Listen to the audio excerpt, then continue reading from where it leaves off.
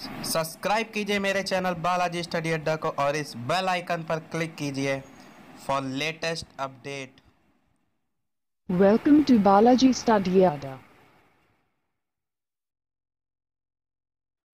नमस्कार दोस्तों, बालाजी स्टडी अड्डा में आपका स्वागत है। समावेशी शिक्षा के पिछले वीडियो में हमने बात की थी कि धीमी गति से जो सीखने वाले बच्चे होते हैं वो क्या होते हैं, या किन बच्चों को जो है वो धीमी गति से सीखने वाले बच्चों की श्रेणी में रखा जाता है। इसके साथ साथ उनकी विशेषताओं के बारे में भी बात की थी।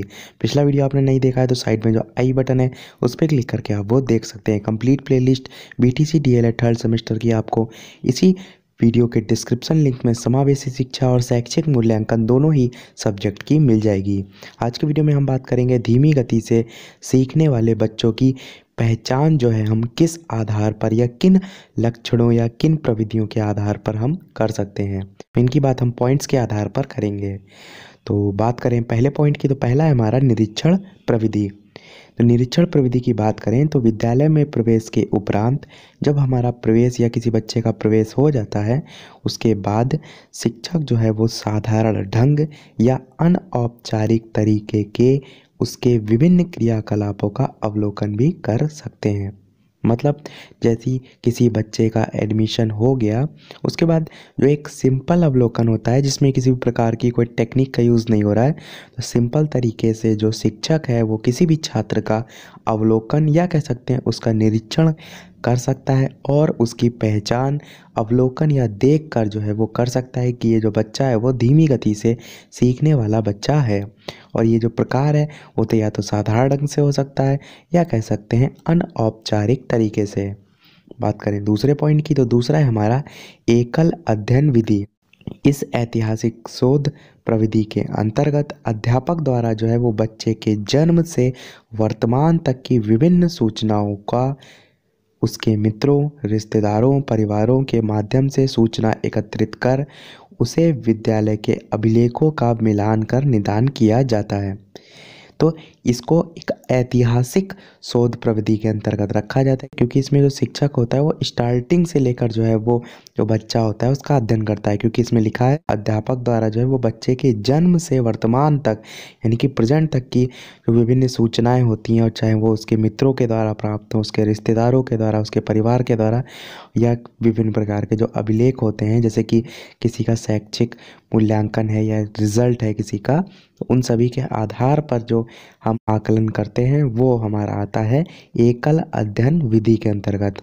और जब हम कोई बच्चे में कमी पाते हैं या वो धीमी गति से सीखने वाला बच्चा देखते हैं उसको, तो उसी के अनुसार उसमें सुधार भी हम कर सकते हैं।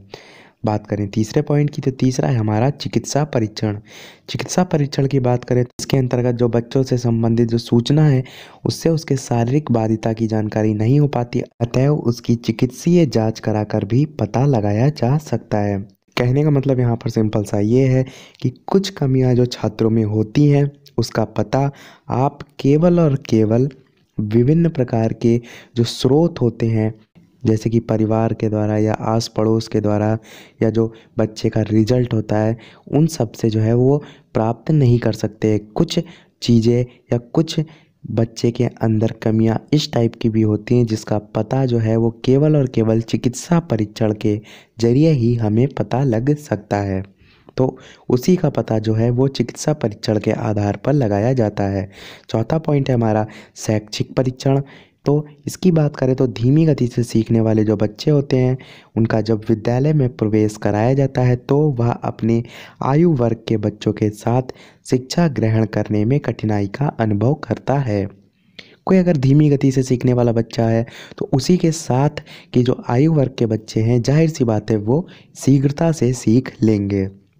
और यह जो शैक्षिक परीक्षण है उसमें कम अंक भी प्राप्त करता है। अब धीमी गति से सीख रहा है तो जाहिर सी बात है जो उसके अंक हैं वो भी कम आएंगे। इसके अतिरिक्त ऐसे बच्चों की वर्तनी, भाषा, बोधगम्यता आदि भी कम होती है। तो सिंपल सी भाषा में बात करें, जो विभिन्न प्रकार के एग्ज़ाम्स वगैरह होते हैं उनके आधार पर भी आप धीमी गति से सीखने वाला जो बच्चा है उसकी पहचान कर सकते हैं। पांचवा पॉइंट है हमारा व्यक्तित्व परीक्षण। व्यक्तित्व परीक्षण में बात करें तो व्यक्तित्व परीक्षण से बच्चे के सामाजिक, मनोवैज्ञानिक तथा संवेगात्मक गुणों का भी बोध होता है तथा इनके अचेतन मस्तिष्क का भी पता चल पाता है, क्योंकि अचेतन जो मस्तिष्क है उनके व्यवहारों को भी नियंत्रित करता है और जो व्यवहार एवं समायोजन क्षमता होती है उसकी कमी से भी इनका पता लगता है। समायोजन से रिलेटेड मैंने आपको एग्जाम्पल पिछले वीडियो में बताया भी था। अगला पॉइंट है हमारा बुद्धि परीक्षण। बुद्धि परीक्षण की बात करें तो धीमी गति से सीखने वाले जो बच्चे होते हैं उनकी पहचान के 2 मानदंड माने जाते हैं। कौन कौन सा?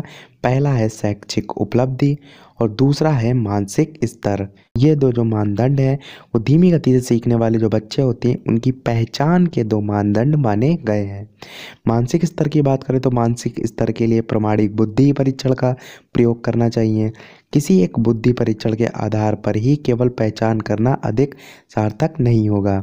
कहने का मतलब यहाँ पर यह है कि कोई एक रिजल्ट के आधार पर ही किसी बच्चे को आप ये नहीं कह सकते कि वो जो बच्चा है वो धीमी गति से सीखने वाला बच्चा है। जैसे आपने कोई टेस्ट लिया, उसमें किसी बच्चे के कम अंक आए तो आप केवल एक टेस्ट के आधार पर ये नहीं कह सकते कि वो बच्चा धीमी गति से सीखने वाले बच्चे की श्रेणी में आता है। हो सकता हो कोई और भी रीज़न हो। तो वही लिखा है, किसी एक बुद्धि परीक्षण के आधार पर किसी बच्चे की पहचान करना सार्थक नहीं होगा। इसलिए शाब्दिक बुद्धि परीक्षण, अशाब्दिक बुद्धि परीक्षा तथा क्रियात्मक बुद्धि परीक्षा का उपयोग करने पर अधिक विश्वसनीय बुद्धि स्तर प्राप्त कर इनकी पहचान की जा सकेगी। अगला और लास्ट पॉइंट है हमारा अन्य मनोवैज्ञानिक परीक्षण। इसके अंतर्गत बात करें तो मनोवैज्ञानिक परीक्षण भी कई प्रकार के होते हैं, जिनमें लिखना, पढ़ना तथा भाषा के कौशलों का परीक्षण किया जाता है। मनोवैज्ञानिक नाम ही है तो कहीं ना कहीं इसमें विभिन्न आयामों को जो है वो शामिल किया जाएगा, जैसे कि लिखना, पढ़ना तथा भाषा के कौशल का जो है इसमें परीक्षण किया जाता है। और इसके साथ साथ निदानात्मक परीक्षण भी प्रयुक्त किए जाते हैं। और जब हमने परीक्षण कर लिया तो इन परीक्षणों के आधार पर ही ये पता चलता है कि धीमी गति से जो सीखने वाला बच्चा है उसकी प्रकृति किस प्रकार की है, यानी कि वो किस प्रकार का या किस स्वभाव का है। और इसके साथ साथ निदानात्मक परीक्षण से कारणों का भी पता चलता है, जिनके आधार पर इनका सुधार किया जाता है। हो गए धीमी गति से सीखने वाले जो बच्चे होते हैं उनकी पहचान जो है हम किस प्रकार कर सकते हैं। आज के वीडियो में इतना ही। अगर हमारा प्रयास आपको पसंद आए तो प्लीज़ इस वीडियो को लाइक कीजिए, शेयर कीजिए और हमारे चैनल को सब्सक्राइब कीजिए। तो फ्रेंड्स, मिलते हैं अगले वीडियो में, तब तक के लिए नमस्कार। Thank you for watching.